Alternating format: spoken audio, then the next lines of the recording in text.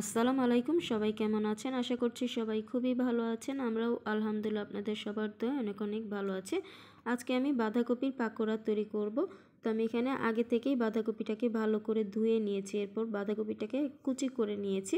আর এর সাথে আমি কয়েকটি কাঁচামরিচও কুচি করে নিয়েছি। আর কাঁচামরিচটা আপনারা যতটুকু ঝাল খাবেন তো সেই অনুপাতে অ্যাড করে দিবেন।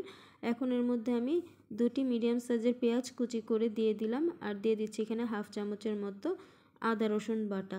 এখন দিয়ে দিচ্ছি এখানে 1/3 কাপের মতো চালের গুঁড়ি, আর চালের গুঁড়ির সাথে আমি 2 চামচের মতো কর্নফ্লাওয়ারও অ্যাড করে দিয়েছি।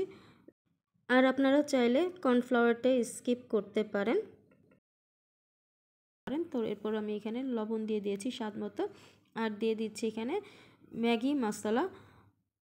আর এখন আমি সব কিছু খুব ভালো করে একটু মাখিয়ে নিচ্ছি। আর আমি এর মধ্যে কিন্তু কোনো পানি অ্যাড করিনি, কারণ বাঁধাকপি থেকে কিন্তু এমনি পানি বের হবে। তো এই যে আমার বাঁধাকপিটাকে খুব ভালো করে মাখানো হয়ে গেছে। তো আমি এবার এটাকে ভেজে নিব। তো ভাজার জন্য আমি চুলায় একটা ফ্রাই প্যান বসিয়ে দিয়েছি, আর তাতে আমি তেল গরম করে নিয়েছি।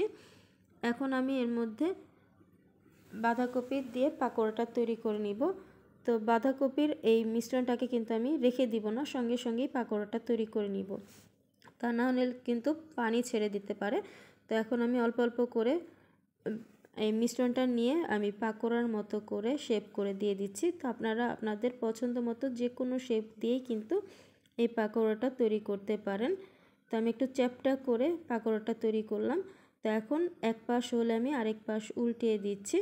আর এই পর্যায়ে কিন্তু চুলার আঁচটা মিডিয়াম করে রাখবো, তা নাহলে কিন্তু পাকোড়াটা পুড়ে যাবে আর ভিতরটা কিন্তু কাঁচা থেকে যাবে। তো এক পাশ হয়ে গেলে আরেক পাশ উল্টে পাল্টে আমি এটাকে একটু সময় দিয়ে ভেজে নিব। তো এই যে আমি সবগুলো পাকোড়া উল্টে দিয়েছি। তো এই পাশটা হলে আমি আবারও উল্টে পাল্টে আমি পাকোড়াটাকে একটু মচমচে করে ভেজে নিব। তো এই যে আমার সবগুলো পাকোড়া কিন্তু ভাজা হয়ে গেছে। তো এখন আমি পাকোড়াগুলোকে তুলে নিচ্ছি। তো যে পাকোড়াটা আগে দিয়েছি তো সেই পাকোড়াটা কিন্তু আগে হয়ে গেছে। তো আমি একটা একটা করে পাকোড়াগুলো তুলে একটা কিচেন টাওয়েলের উপরে রেখে দিচ্ছি, এতে করে যে এক্সট্রা তেল থাকে তো সেই তেলটা কিন্তু শুষে নিবে। তো এবার আমি একটা সার্ভিং ডিশে সার্ভ করে দিয়েছি। তো তৈরি হয়ে গেছে বাঁধাকপির পাকোড়া। খুবই অল্প উপকরণে সহজভাবে তৈরি করে দেখালাম এই নাস্তার রেসিপিটি। আশা করছি আমার আজকের এই রেসিপিটা আপনারা অবশ্যই বাসায় একবার তৈরি করে খেয়ে দেখবেন। যদি ভালো লাগে তাহলে অবশ্যই আপনার ফ্রেন্ডস অ্যান্ড ফ্যামিলির সাথে শেয়ার করবেন। আর যারা নতুন এখন আমার চ্যানেলটিকে সাবস্ক্রাইব করেনি তারা আমার চ্যানেলটিকে সাবস্ক্রাইব করে দিবেন।